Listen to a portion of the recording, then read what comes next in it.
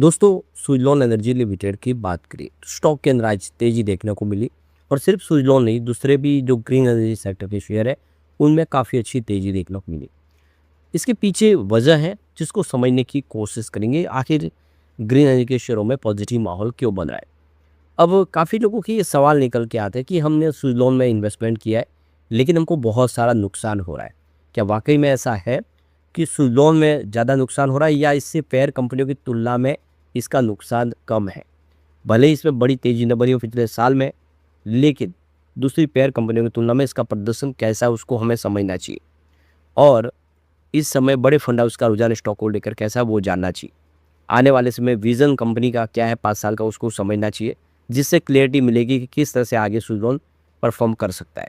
लेकिन फ्रेंड्स, उससे पहले अगर आप पहली बार हमारे चैनल पे आए तो चैनल को सब्सक्राइब कर दीजिए, एक बेल आइकॉन दबा दीजिए ताकि जब भी नया वीडियो बने पहला नोटिफिकेशन आपको मिले। वीडियो पसंद आए तो लाइक से जरूर कीजिए।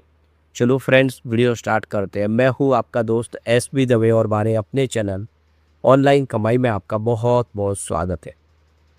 सबसे पहले सुज़लॉन एनर्जी लिमिटेड के कारोबार की बात करें तो 55.12 पर आप देख सकते हो कि हमें क्लोजिंग देखने को मिली 1.27% की तेज़ी के साथ। तो यहाँ पे आप देख सकते हो कि 54.60 पर पॉजिटिव शुरुआत हुई, क्योंकि कल की क्लोजिंग 54.43 पर थी। जो हाई बना वो 55.39 का है, लेकिन जो लो है वो 54.47 का है। इसका मतलब यह है ना कि पूरे दिन में स्टॉक के अंदर गिरावट नहीं हुई और पॉजिटिव माहौल देखने को मिला, खरीदारी भी देखने को मिली। 38 इसने लो बनाया हुआ, अभी देखो पिछले दो, और हाई जो है अभी 69 का, जिससे स्टॉक अभी काफ़ी दूर है। वैसे 84 तक भी चला गया स्टॉक, अभी उस लेवल से तो नीचे है।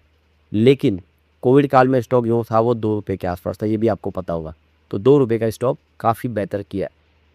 तो आप देख सको कि आज विक्रम सोलर, सुज़लॉन एनर्जी और वारी एनर्जी से शेयर काफ़ी बेहतर किए, तेज़ी देखने को मिली।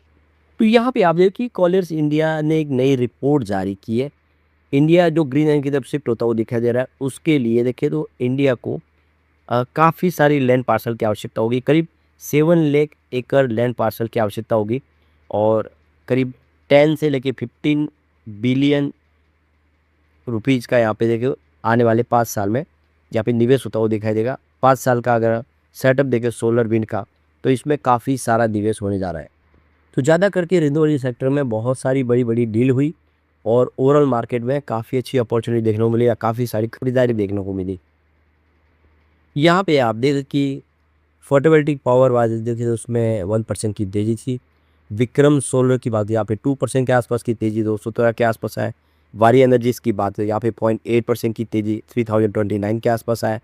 जबकि सुज़लॉन एनर्जी में 1.23% की तेज़ी और 55.10 के आसपास है। यानी सभी ग्रीन के शेयरों ने अच्छा किया।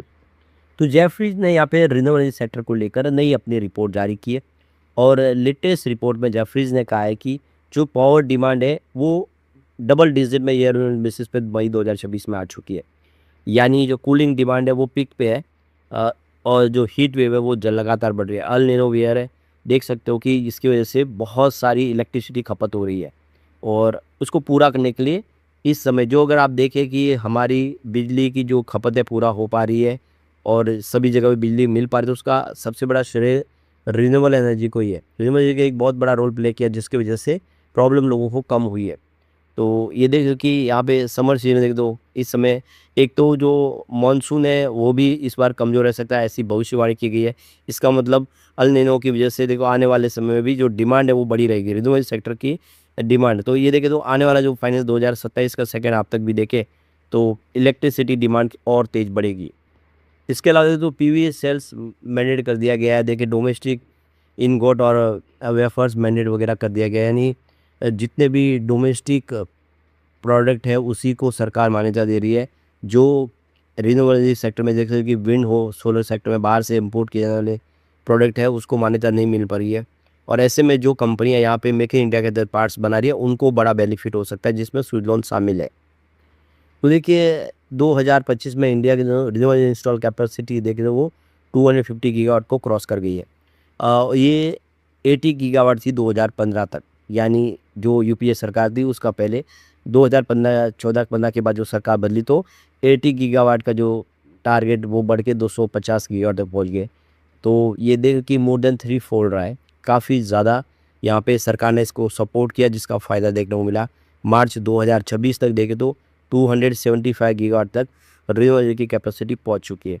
और आप देखिए जो आने वाले समय बाद 2030 तक के लिए जो एक लक्ष्य रखा गया है, एक एस्टिमेट है कि 270 से लेकर 300 गीगावाट की सोलर और विंड एनर्जी की कैपेसिटी टच कर जाएगा। तो आप देख सकते कि काफ़ी बड़ा जो सपना है इस सेक्टर का, और ये अगर सपना पूरा हो तो इस सेक्टर से संबंधित कंपनियों को भी फ़ायदा होगा।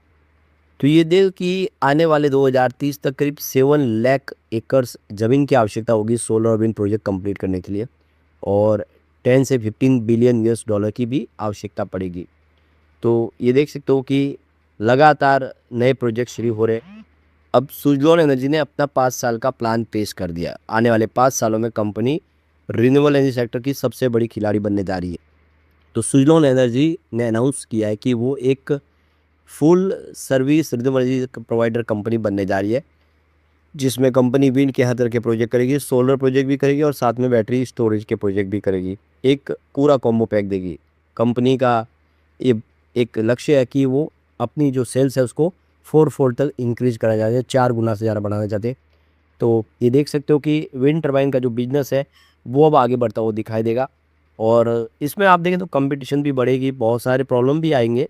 नए सेक्टर में नई एंट्री करना, कंपटीशन का तो मामला बनेगा, लेकिन कंपनी उस सबके लिए तैयार है। कंपनी का विज़न बड़ा है और ये आने वाले समय सुज़लोन को ऊंचाई पर पहुंचाएगा, क्योंकि लगातार कोशिशें जारी है, सरकार का सपोर्ट भी मिल रहा है। वैसे देखें कि सोलर है, बैटरी एनर्जी स्टोरेज पूरा का पूरा सेक्टर अलग है, उसमें अनुभव नहीं है सुज़लोन को, वो सारी प्रॉब्लम भी आएगी। काफ़ी सारे विंड टर्बाइन के लिए देखो ज़्यादा एक्स्ट्रा उनको फंड की आवश्यकता भी पड़ेगी। उनको प्रूव करके देना पड़ेगा कि वो हर सेक्टर में आगे बढ़ सकते हैं। उनके लिए एक अपॉर्चुनिटी भी है और इसमें रिस्क भी है, लेकिन अब देखिए इस सब से पार निकल सकते हैं। सुज़लोन में वो एक मादा है। अब यहाँ पे जो लोग कहते हैं कि सुज़लोन ने उनको नुकसान पहुँचा है, उनको ये आंकड़े समझने चाहिए। सुज़लोन एनर्जी ने पिछले 5 सालों में 913% का बम्पर रिटर्न दिया, जबकि आइनॉक्स विंड ने 359% का पॉजिटिव रिटर्न दिया है। ग्रीन पावर ने 389% का पॉजिटिव रिटर्न दिया। तो यहाँ पे देखिए सुज़लोन ही विनर है। अगर हम 1 ईयर की बात करें तो सुज़लोन में गिरावट जरूर हुई है, नो डाउट, लेकिन वो गिरावट 10% से नीचे की है, जबकि आइनॉक्स विंड में 53% की भारी गिरावट हुई है।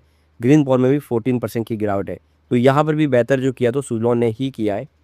अब 6 मंथ की बात करें तो सुज़लोन में 0.24% की तेज़ी बनी है। इस दौरान आइनॉक्स विंड में 37% की गिरावट हुई है, जबकि ग्रीन पावर में 14% की गिरावट हुई है। तो यहाँ पर भी सुज़लोन ने ही बेहतर किया है। 3 मंथ की बात करें तो सुज़लोन ने 24% की तेज़ी बताई है। इस दौरान आइनॉक्स विंड में 10% के आसपास की गिरावट हुई है, जबकि ग्रीन पावर में 11% की तेज़ी है। तो यहाँ पर भी विनर आपको सुज़लोन ही दिखाई देगा। अब अगर हम बात कर लेंगे 1 मंथ की तो सुज़लोन एनर्जी में 4% की तेज़ी बनी है, जबकि आइनॉक्स विंड में 13% की गिरावट हुई है। ग्रीन पावर में देखें तो 3% की तेज़ी है। तो यहाँ पर भी सुज़लोन ही बेहतर किया है। तो आप 5 साल के हिसाब से देखें, साल भर के हिसाब से देखें, 1 मंथ के हिसाब से देखें, इनकी पेयर कंपनियों की तुलना में सुज़लोन ने हमेशा बेहतर ही किया है।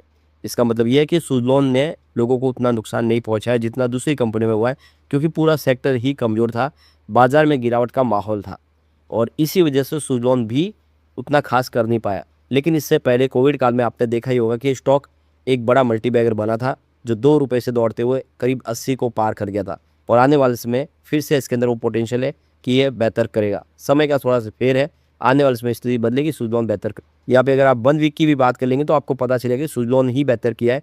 यहाँ पे 3.29% की तेज़ी बनी है, जबकि आइनॉक्स विंड में 11% की गिरावट है, ग्रीन पावर में 3% की गिरावट है। तो आप समझ ही गए होंगे सुज़लोन बेहतर है। लेकिन फ्रेंड्स, कोई भी इन्वेस्टमेंट करने से पहले अपने फाइनेंशियल एडवाइजर से एडवाइस ले ले या अपना खुद का रिसर्च करें, क्योंकि मैंने वीडियो आपके एजुकेशनल पर्पज़ के लिए ही बनाया। वीडियो पसंद आए तो लाइक शेयर जरूर कीजिए और चैनल को सब्सक्राइब कर दीजिए। Thank you friends.